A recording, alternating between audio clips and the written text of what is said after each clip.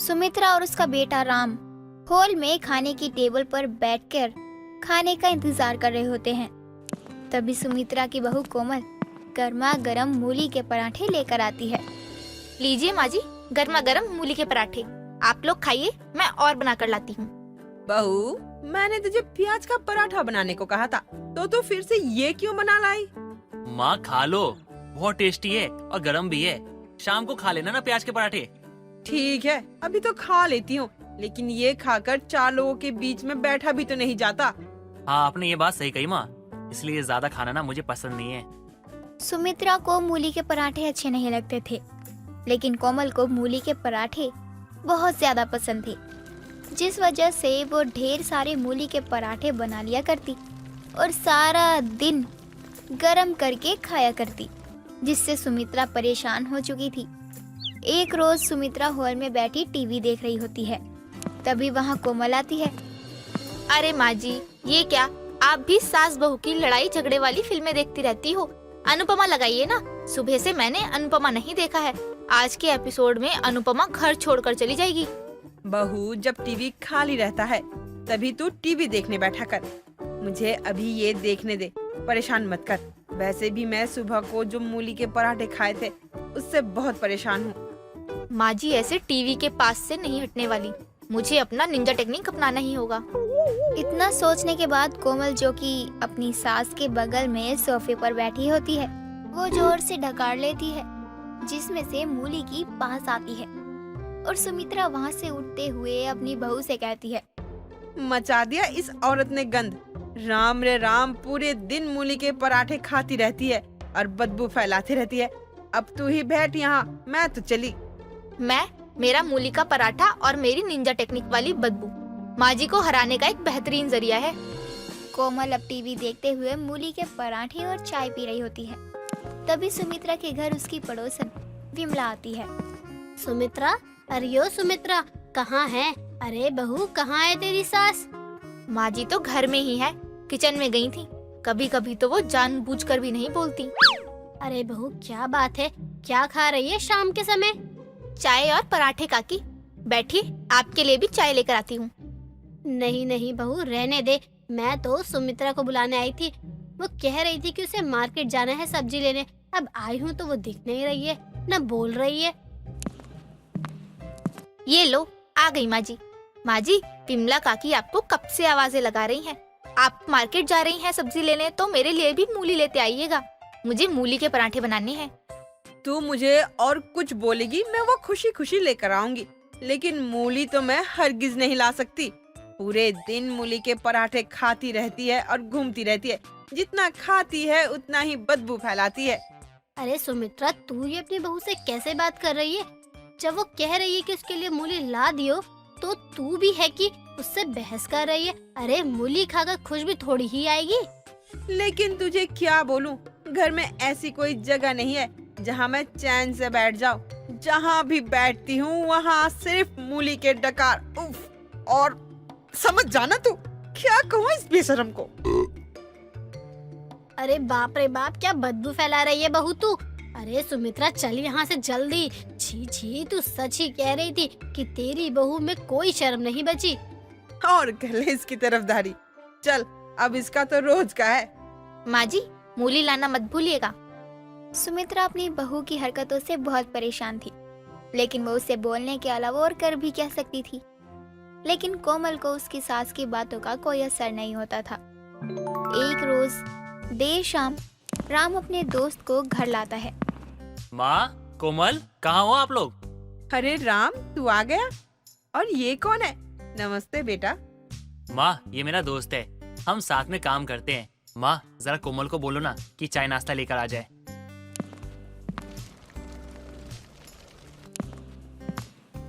जी, ये लीजिए आपका चाय नाश्ता।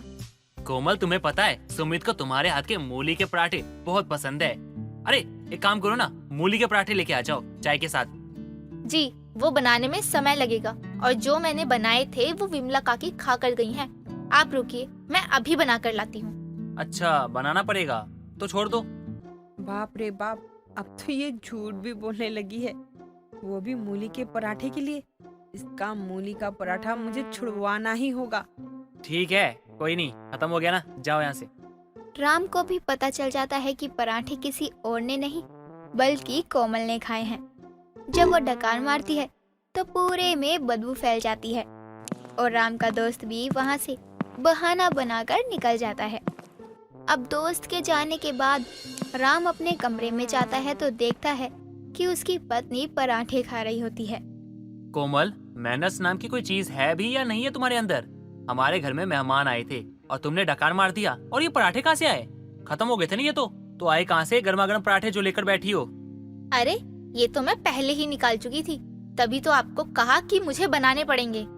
मुझे एक बात तो समझ आ गई कि तुम अपने पराठों के लिए कुछ भी कर सकती हो। मेहमानों की इज्जत तो तुम्हारे लिए कुछ है ही नहीं, बस तुम्हारे लिए इम्पोर्टेंट है तो मूली के पराठे।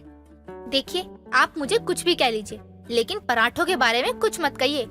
मैं तुम्हें मना नहीं कर रहा कि पराठे मत खाओ, लेकिन कम से कम घर में कोई आता है तो उसको इज्जत तो दो। और तो और डकार मारा तुमने उसके सामने, तुम्हारे कारण वो शर्म के मारे चला गया वहाँ से उठकर। अच्छा ठीक है, अगली बार अगर वो आएंगे तो मैं उन्हें गर्मा गर्म पराठे बनाकर खिलाऊंगी। हाँ, क्यों नहीं, अगर तुमसे बच जाए ना तो जरूर खिला देना उसे। दिन ब दिन कोमल के मूली के पराठे खाने की आदत और भी ज्यादा बढ़ती जा रही थी, जिससे सुमित्रा को कोमल के पास बैठने तक की हिम्मत नहीं थी। जब भी कोमल अपनी सास के पास बैठने आती, सुमित्रा उठकर बाहर जाती थी, क्योंकि कोमल जितना खाती उतना ही डकारे मारती। एक रोज सुमित्रा चक्कर खाकर हॉल में गिर जाती है।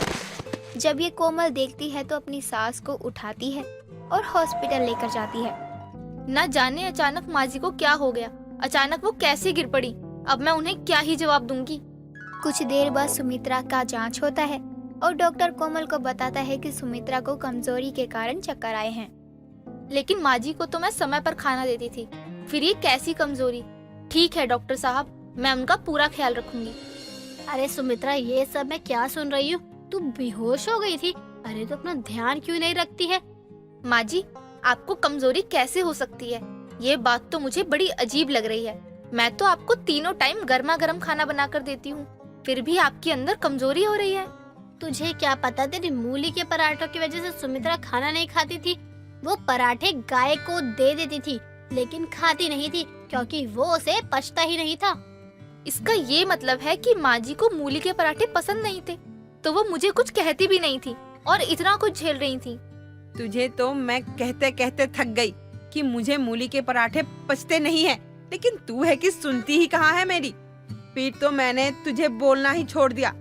माँ जी, मुझे माफ कर दो। मुझे क्या पता था कि आप मेरे पराठों के चक्कर में इतना कुछ सह रही हैं। अपनी सास की बीमारी के होने के बाद भी कोमल की मूली के पराठे खाने की आदत तो नहीं जाती, लेकिन अब वो सिर्फ अपने लिए मूली के पराठे ही बनाया करती।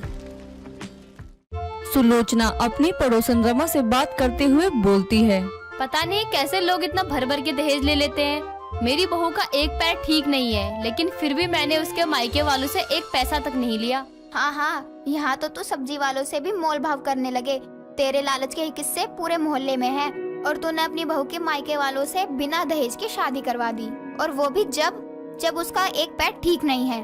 पागल ना किसी और को ही बना तू, मुझे नहीं। तो तुझे क्या लग रहा है, मैं अपने सास बहू के रिश्ते में भी लालच लाऊंगी क्या? और नहीं तो क्या। अरे नहीं, मैं तो मेरी बहू से बहुत प्यार करती हूँ। वो अगर सामने से भी लाकर मुझे पैसे दे देना तो मैं तब भी ना लूँ उससे पैसे। हाँ, तू बोल रही है तो कर भी क्या सकते हैं हम। जरा अपनी बहू से तो पूछ वो क्या बोल रही है। अब तू क्या है, वो उस बेचारी से ज्यादा किसे पता होगा। अच्छा, अब तुझे मेरी बातों पर यकीन भी नहीं हो रहा है। कोई नहीं, रुक, मैं अपनी बहू को ही बुला देती हूँ। वो बोलेगी तब तो यकीन हो जाएगा ना। इसी बात पर अब अपनी बहू को बुला ले। सुलोचना आवाज लगाकर अपनी बहू निधि को बुलाती है और वहाँ निधि जैसे ही आती है, सुलोचना निधि से बोलती है। बहू, तू ही बता दे, मैंने एक भी रुपया लिया है क्या तेरे मायके वालों से तेरी शादी में? नहीं, इसकी जुबान तो अभी से लड़खड़ आ रही है। पक्का सिखा के हिला रही है तू अपनी बहू को। अरे रुक रुक के क्या बोल रही है, साफ साफ बता देना सबको। देख ये तेरी सास के बारे में क्या बोल रही है। नहीं आंटी जी, माँ जी सही बोल रही हैं। माँ जी को तो सामने से पैसे दिए जा रहे थे, लेकिन उन्होंने फिर भी मना कर दिया, और आप इनको लालची बोल रही हो। क्या बात है सुलोचना, बहू के आते ही तेरे रंग और ढंग दोनों ही बदल गए। चल ये भी सही है, अभी तू बहू का सहारा बनेगी, तभी तो ये तेरे बुढ़ापे में तेरी बहू तुझे सहारा देगी। मैं कोई भी काम किसी लालच से नहीं करती हूँ, जो होना होगा वो खुद हो जाएगा, तू उसकी टेंशन मत ले। हाँ आंटी जी, अब मैं चलती हूँ, बहुत काम पड़ा है। अरे जब तेरा पैर ठीक नहीं है तो तू क्यों कर रही है? अपनी सास या नंद से बोल दे, उन दोनों में से किसी से काम करवा ले। नहीं, अब बहू के आने के बाद भी माँ जी काम करे, ऐसा अच्छा थोड़ी न लगता है, इसलिए घर का सारा काम मैं ही करती हूँ। तेरे तो भाग ही खुल गए ऐसी बहू पाकर। तेरा कितना ख्याल रखती है, तेरी कितनी ज्यादा फिक्र करती है बहू। हाँ बस यही तो खुशी है। सुलोचना और रमा दोनों बात करने लगते हैं। थोड़ी देर बाद रमा वहाँ से चली जाती है और सुलोचना निधि के पास जाकर बोलती है, मैंने तुझे बोला था अपने मायके वालों से बोलकर एक नया फ्रिज मंगवा ले, तूने अभी तक बोला नहीं क्या उन्हें? माँ जी, ऐसे बार बार अच्छा थोड़ी लगता है उन्हें परेशान करना। अभी थोड़े दिन पहले ही तो उन्होंने वॉशिंग मशीन भेजा था, और अब फ्रिज। हाँ तो जब अपनी लंगड़ी बेटी को भेज रहे थे तब तो अच्छा लग रहा था उन्हें, अब अपनी लंगड़ी बेटी की सुविधा के लिए थोड़ा सामान देने को मौत आएगी उनकी। माँ जी, आप उन्हें इतना भला बुरा क्यों बोल रही हो? वो खुद थोड़ी आए थे मेरा रिश्ता करवाने, आपने ही तो उन्हें बोलकर मेरी शादी करवाई थी ना। हाँ मैंने तो करवाई थी, लेकिन मुझे ये लगा था कि तू घर में आएगी तो पूरा घर भर जाएगा, लेकिन तेरे माँ बाप को तो बिल्कुल भी शर्म नहीं है, भेज दिया बेटी को ऐसे ही खाली हाथ। माँ जी, उन्होंने इतना सब तो दिया, लेकिन जब आपका पेट ही नहीं भरता तो इसमें उनकी क्या गलती है? आपको तो जितना भी दे दो कम ही लगता है। मुझसे बदतमीजी कर रही है, शर्म नहीं आती तुझे? रुक, तुझे तो मैं सीधा करती हूँ, बहुत जुबान चल रही है तेरी, रुक यहीं। सुलोचना अंदर जाती है और वहाँ से डंडा लेकर आती है और निधि को काफी मारती है। निधि बेचारी ये सोचकर चुप हो जाती है कि वो अगर किसी को अपना दुख बताएगी तो उसके लिए ही परेशानी होगी, इसलिए निधि भी चुपचाप अपनी लालची सास के अत्याचार सहती रहती है। और सुलोचना भी इसी बात का फायदा उठाकर निधि को हमेशा किसी न किसी बात से परेशान करती रहती है और उसे अपने मायके से कुछ न कुछ बोलकर मंगवाती रहती है, और ना लाने पर वो अत्याचार भी करने लगती है। ऐसा कई दिनों तक चलता रहता है। कुछ दिनों बाद निधि का पति मनोज काम से वापस दूसरे शहर से आया होता है और घर में नया वॉशिंग मशीन देखकर दोनों को बुलाता है और कहता है, माँ निधि, ये वॉशिंग मशीन कहाँ से आया? पहले तो नहीं था और काफी महंगा भी लग रहा है, किसी ने दिया है क्या? नहीं, इतनी महंगी वॉशिंग मशीन कौन देगा? ये तो मेरे मायके से आई है, उन्होंने ही दिया है। तुम्हें पता है ना, मुझे किसी से महंगे तोहफे लेने बिल्कुल भी पसंद नहीं है, तो तुमने क्यों ली? मैंने क्या कोई कमी रखी थी तुम्हारे लिए जो तुम्हें अपने मायके से सब कुछ लेना पड़ रहा है? नहीं, ये तो माँ जी। माँ जी क्या? कुछ नहीं बेटा, वो तो शगुन था इसलिए दिया था, वरना तुझे लगता है मैं बहू को ये लेने देती? तू तो अपनी माँ को जानता ही है ना। जानता हूँ, लेकिन अब कौन सा शगुन दिया जा रहा है? शादी को हुए तो इतना समय हो गया है, अब ये सब देने का क्या मतलब है? अरे उनके यहाँ रस्म होती है कोई, इसलिए आया है। और तुझे क्या है, तू जा, थक गया होगा, आराम कर ले थोड़ा। कोई बात नहीं, इसे वापस कर देना। अगर आप लोगों से वापस नहीं किया जाएगा ना तो मुझे बता देना, मैं खुद ही वापस करके आ जाऊंगा। अरे वापस क्यों करना, आ गया है तो रखे रहने दे। अब क्या तुझे ये काट रहा है? और पहले वाली मशीन तो खराब हो गई थी, ये आ गई है तो अच्छा ही हुआ, कम से कम मदद तो होगी। मुझे लग ही रहा था ये आप नहीं बोला होगा। माँ, मैं आपको अच्छे से जानता हूँ, आप क्यों इतना लालच करती हो। मैं हूँ तो आपकी सारी इच्छा पूरी करने के लिए, फिर ये सब करने की क्या जरूरत है? माँ, घर आया नहीं कि तेरी बीवी ने तेरे कान भी भर दिए? ऐसा कुछ नहीं है बेटा। माँ जी, मैंने कुछ नहीं किया है। हाँ माँ, इसने कुछ नहीं बताया मुझे, लेकिन मैं हूँ तो आपका ही बेटा, अच्छे से जानता हूँ आपको, इसलिए बोल रहा हूँ। अब जो हो गया सो हो गया, लेकिन आगे से ध्यान रखना। मनोज इतना बोलकर कमरे में चला जाता है और मनोज को ऐसे अपनी माँ के खिलाफ जाते हुए देखकर निधि में थोड़ी हिम्मत आती है और वो मनोज को सब सच बताने की ठान लेती है और कमरे में जाकर मनोज से बोलती है, मनोज जी, आपकी माँ बस लालच ही नहीं करती, बल्कि लालच के साथ मुझ पर भी अत्याचार भी करती है वो।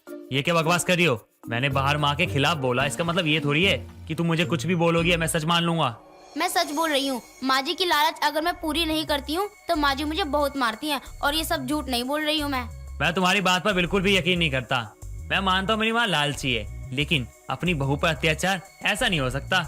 मनोज निधि की बात को नहीं मानता है और वहाँ से चला जाता है। ये सब देखकर निधि फिर दुखी हो जाती है और काम करने किचन में चली जाती है। वहीं बाहर सीढ़ियों के पास सुलोचना खुद से बात करते हुए बोलती है, एक तो इस लंगड़ी की वजह से मुझे जो चाहिए वो भी नहीं मिल रहा है, ऊपर से इसने मेरे बेटे को भी अपने वश में कर लिया, अब तो इसके अगले ठिकाने लगाने ही पड़ेगी। इतना बोलकर सुलोचना सीढ़ियों पर तेल गिरा देती है। कि जब भी निधि वहाँ से जाए तो गिर जाए और ना ही खुद को गिरने से संभाल पाए। लेकिन ये सब करते हुए सुलोचना को मनोज देख लेता है और उसे सारी बात समझ आती है। जब निधि सीढ़ियों से ऊपर की ओर जा रही होती है, अचानक से उसका पैर फिसलता है और वो गिर ही रही होती है कि मनोज उसे संभाल लेता है और सुलोचना के आगे निधि को बोलता है, मुझे माफ कर दो, मैंने कभी तुम्हारी बात नहीं सुनी। अगर आज तुम सीढ़ियों से गिर जाती, तुम्हें कुछ हो जाता, तो मैं खुद को कभी माफ नहीं कर पाता। ये तो मैं अपनी लापरवाही की वजह से गिर गई थी, आप क्यों माफी मांग रहे हो? ये तुम अपनी लापरवाही के कारण नहीं, मेरी माँ के अत्याचार और लालच के कारण गिरने वाली थी। ये तू क्या बोल रहा है बेटा? सही बोल रहा हूँ, मैंने आपको तेल गिराते हुए देख लिया था। आपको अपने लालच से बहुत प्यार है ना, हमसे नहीं तो ठीक है। तो आज से आप इस बड़े से घर में अकेले रहिए, मैं अपनी बीवी को लेकर जा रहा हूँ यहाँ से। ये तू क्या बोल रहा है? मैं तेरे बिना कैसे रहूंगी अकेले? मैं तेरी माँ हूँ। ये सब तो आपको पहले सोचना चाहिए था ना। मनोज को सुलोचना की हरकतों के बारे में पता चलता है और वो निधि को वहाँ से लेकर चला जाता है। अपने बहू बेटे के जाने के बाद सुलोचना के पास अफसोस करने के सिवा कुछ नहीं बचता और वो अपने आगे की जिंदगी इसी अफसोस में गुजारती है। अर्चना दिल्ली शहर की रहने वाली तो थी, साथ ही साथ पुलिस वाली भी थी, जिसके कारण सभी लोग उसे थानेदारनी भी कहा करते थे। अर्चना की शादी जयपुर में रहने वाले एक राहुल नाम के लड़के से हो जाती है और वो शादी करके अपने ससुराल आती है, इस बात से अनजान कि उसके ससुराल वाले सभी चोर हैं। वो उनके साथ बड़े ही खुशी से और प्यार से रहती है। तभी एक रोज अर्चना की सास कामनी अपने कमरे में बैठकर सोने के कंगनों को देख रही थी और अचानक पुलिस की यूनिफॉर्म पहने अर्चना वहाँ आती है, जिसे देखते ही कामनी डरते हुए कहती है, बहू तू यहाँ कैसे? मुझे बता दिया होता, मैं खुद ही आ जाती तेरे पास। तुझे आने की क्या जरूरत थी? शांत हो जाइए माँ जी, आप इतना घबरा क्यों रही हैं मेरे जाने से? आप तो ऐसे डर रही हैं जैसे मैंने आपकी कोई चोरी पकड़ ली हो। आप चोर हो क्या? बहू ये क्या तरीका है अपनी सास से बात करने का? मैं तुझे चोर दिखाई देती हूँ क्या, जो तू मुझे चोर बता रही है? और ये पुलिस की यूनिफॉर्म पहनकर मुझे डराने आई है क्या? माँ जी, ना मैं आपको डराने आई हूँ, ना ही मैं आपको चोर बोल रही हूँ। मैंने तो बस आपकी ये सब आपकी हरकतों को देखकर बोला है। क्या करूँ, थानेदार हूँ ना, तो लोगों के चाल ढाल बोल चाल से ही पता लगा लेती हूँ कौन क्या है। अच्छा, तो मुझे देखकर क्या लगा तुझे, ये भी तो बता दे मुझे। जाने दीजिए माँ जी। अरे वाह माँ जी, ये कंगन तो बहुत प्यारे हैं, कहाँ से लिए आपने? देखने में तो बहुत महंगे दिखाई दे रहे हैं। हाँ, अच्छे तो होंगे ही, इतने महंगे जो है ये मेरी माँ ने मुझे दिए थे, ये मेरी माँ की निशानी है। तभी आप इतने प्यार से देख रही थी। खैर ये सब बातें छोड़िए, मैं आपको ये बताने आई थी कि हो सकता है आज मेरी नाइट ड्यूटी लगे, तो आप लोग आराम से खा पी कर सो जाना, मैं मॉर्निंग में आ जाऊंगी। ठीक है बहू, लेकिन तू भी अपना ख्याल रखियो। माँ जी आप चिंता मत करिए, आपकी बहू थानेदार है, मुझे कुछ नहीं होगा। सबसे बड़ी चिंता की बात तो यही है कि थानेदार बहू का चोर ससुराल है। जिस दिन पता लगा इसे सच का, हम सब जेल के अंदर दिखाई देंगे। हाँ बहू, जानती हूँ। ठीक है माँ जी, मैं चलती हूँ फिर। अर्चना इतना कहकर वहाँ से चली जाती है। ऐसे ही समय बीतता है। समय के साथ अर्चना अपनी थानेदार होने की ड्यूटी और बहू होने की जिम्मेदारी दोनों अच्छे से निभा रही थी। सब कुछ ठीक चल रहा था कि एक रोज अर्चना अपने पुलिस स्टेशन में बैठी काम कर रही थी। तभी उसकी मामी शारदा रोते हुए वहाँ आती है, जिसे देखकर अर्चना कहती है, मामी आप शांत हो जाइए, इतना जोर जोर से रो क्यों रही हैं? ये मेरा घर नहीं थाना है, कुछ तो इज्जत रखिए मेरी। रोऊं ना तो क्या करूं? तुझे पता भी है मेरे साथ क्या हुआ है। अरे मामी जी, जब अपना ये रोना बंद करके मुझे कुछ बताएंगी तभी तो पता चलेगा ना कि क्या बात है। क्यों इतना गंगा जमुना बहा रही हो आप?